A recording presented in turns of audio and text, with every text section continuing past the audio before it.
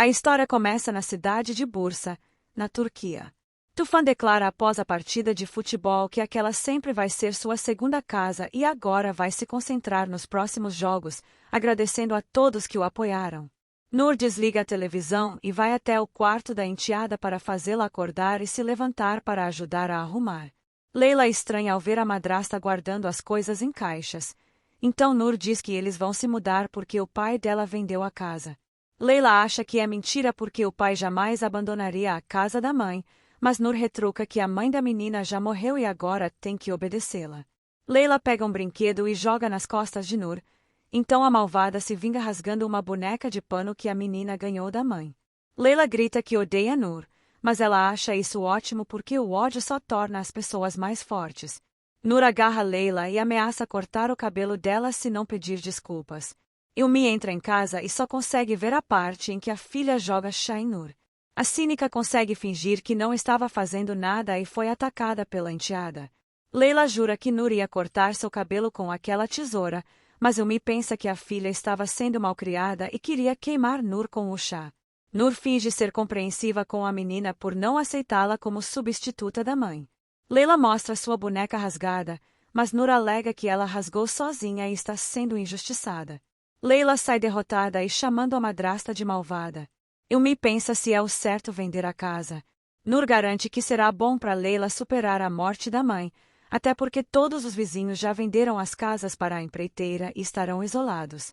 Ilmi vai descansar e logo depois ir ao cartório para assinar a venda. Nur pergunta em qual vai ser, fingindo estar preocupada com a segurança do marido. Ilmi diz que é o que fica perto do banco, justamente para já sair de lá e ir depositar o dinheiro na conta. Nur vai buscar uma bolsa para ele levar a grana. Ilmi quer levar a filha para a escola no carro, mas Leila diz com ódio que prefere ir caminhando sozinha. Nur espera o marido sair e vai fazer uma ligação. Mali atende. Nur conta que Ilmi acabou de sair para se encontrar com o comprador da casa às 11 horas, no cartório 3 ao lado do mercado. Leila volta para buscar uma coisa e escuta a madrasta cochichando, então se aproxima da porta de fininho para entender. Nur avisa que o dinheiro vai estar numa bolsa preta e eles têm que correr para pegar assim que Ilmi sair do cartório. Leila escuta a maldosa chamando a pessoa de amor e dizendo que vai fugir com ela dali a alguns dias para se livrar dela e do marido. Leila mexe numa folha seca. Nur escuta e se assusta. Leila corre antes que ela a veja. Nur observa o quintal e se tranquiliza ao não ver nada demais. Leila teme pelo que vai acontecer com o pai, escondida na escada, então começa a correr o mais rápido que pode para encontrá-lo e acabar com o plano de Nur. Tufan cumprimenta Ilmi no hotel e pede um café, enquanto fala ao telefone com os pais. Ilmi observa o jogador com muita admiração. Leila continua correndo para encontrar o pai. Ilmi pede uma hora de folga para ir ao cartório finalizar a venda da casa. O gerente fica com pena porque sabe o quanto ele gosta de morar lá, mas Ilmi não tem alternativa por conta das dívidas com o tratamento de Nur. Mali mostra a 2 comparsas a foto de Ilmi e explica onde eles têm que roubá-lo. Leila não para de correr por um segundo. Os 2 caras saem na moto para executar a ordem de Mali. Leila finalmente chega ao hotel. Ilmi sai e vai para o estacionamento pegar seu carro. Leila dá a volta no prédio e consegue ver o pai saindo, mas Ilmi não escuta a filha gritando por ele. Leila corre desesperadamente atrás do veículo pela rua. Ilmi para no sinal vermelho, então Leila consegue alcançar e tenta dizer que o pai será roubado. Ilmi mal consegue escutar e tenta acalmar a filha. Leila jura que Nur estava no telefone chamando alguém de amor e combinando para que roubassem o dinheiro dele. Ilmi pede que a filha pare de mentir só por não gostar da madrasta. Leila jura que é verdade e Nur até o chamou de idiota quando disse que ia se livrar dele. Ilmi tenta botar a filha no carro para levar para a escola. Leila implora para o pai ouvi-la, mas Ilmi ignora tudo e a deixa revoltada.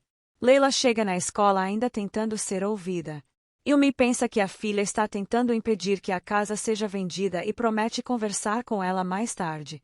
Leila diz que Nur é muito má e entra indignada. Nur espera impaciente até receber notícias. Ilmi termina a venda no cartório e bota todo o dinheiro vivo na bolsa preta antes de sair. Ilmi olha desconfiado para todos os lados e se agarra ao dinheiro. Mali observa de longe dentro de um carro trouxa saindo do cartório. Yumi vai para o meio da rua e mal consegue reagir quando uma moto passa ao seu lado e o garupa toma a bolsa facilmente. Yumi se desespera ao perder todo o dinheiro e grita por ajuda, mas já é tarde demais para fazer qualquer coisa. Nur atende Mali e fica muito feliz ao saber que ele assistiu o roubo e viu tudo dando certo. Agora é questão de tempo para comemorar e ir embora com o amante. Mais tarde, Leila admira uma foto da mãe e coloca um colar que herdou dela. Yumi volta para casa abatido. Nur se prepara para atuar na frente do imbecil. Leila percebe que o pai chegou. Nur finge preocupação porque o marido não respondeu suas ligações o dia inteiro. Yumi diz que está mal porque perdeu tudo com a venda da casa. Nur finge pensar que é tristeza por ter que se despedir do lugar. Yumi conta como foi roubado na saída do cartório. Nur finge incredulidade com tamanha desgraça e pergunta o que a polícia pode fazer, mas Yumi desconversa e pede que a esposa diga o quanto ele é idiota. Nur finge que jamais diria isso e o abraça, pois o importante é que ele não foi ferido nessa tragédia. Yumi pergunta pela filha. Nur conta que ela chegou e se trancou no quarto sem falar nada. Yumi não sabe como contar isso para Leila. Nur sugere pedir alguns dias ao novo dono até eles conseguirem solucionar para sair da casa. Nur atende uma ligação de Mali, mas fingindo que é uma amiga. Mali diz que a está esperando perto da casa, mas Nur diz à amiga que hoje não vai poder ir à casa dela. Mali avisa que o assunto é urgente e fica esperando com a bolsa roubada do lado. Leila abre a porta para o pai entrar e conversar com ela. Yumi pede perdão por não ter escutado a filha de início mais cedo, pois jamais imaginaria que Nur seria capaz de uma coisa tão ardilosa. Leila pergunta o que houve. Então Yumi conta que foi roubado, entretanto não levaram o dinheiro porque se preveniu com os avisos da filha, só para ver o que ia acontecer. Yumi relembra que encheu a bolsa com muito papel higiênico que pegou no banheiro do cartório, e foi isso que os bandidos pegaram. Yumi revela que o dinheiro está perto da caixa d'água e pede que Leila fique trancada no quarto até ele voltar. Leila sente medo do que o pai vai fazer, mas ele garante que volta logo e diz o quanto ama sua menina antes de sair. Mais tarde, Nur finalmente consegue ir se encontrar com Mali. O safado entrega a bolsa para ela ver a grana, mas Nur não entende ao ver um monte de lixo no lugar das notas. Mali conta que a bolsa chegou para ele assim e pelo visto o marido dela recebeu algum aviso. Nur não consegue acreditar num fracasso tão grande desses e surta para cima do amante, pensando que ele pode ter sido ludibriado pela dupla que pegou a bolsa primeiro, mas Mali garante que eles fizeram tudo certo. Nur não consegue se controlar pensando que foi enganada, mas Mali relembra o quanto eles são unidos e não admite que ela desconfie dele, então vai embora revoltado. Nur exige que ele recupere esse dinheiro e traga para ela, gritando que vai matar o desgraçado. Nur se surpreende quando Yumi surge atrás dela, ironizando que ela foi muito injusta com o amante porque ele estava falando a verdade sobre não ter conseguido roubá-lo. Nur fica sem saída, então assume que acha Yumi um ridículo e jamais amaria uma pessoa como ele. Yumi lamenta não ter acreditado em todas as vezes que Leila xingou a madrasta, mas ainda dá tempo de consertar esse erro e arrasta Nur para levá-la para a delegacia. Yumi mostra que gravou com o celular tudo o que a maldita falou com o amante. Nur se joga no chão para não ser levada e pega uma pedra para acertar na cabeça de Yumi, então sai correndo para tentar fugir. Yumi corre atrás dela meio desorientado. Nur corta caminho entrando em outra rua e a atravessa.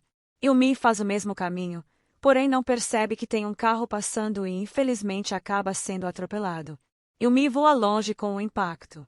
Nur percebe o azar do idiota, enquanto o motorista foge da cena sem prestar socorro.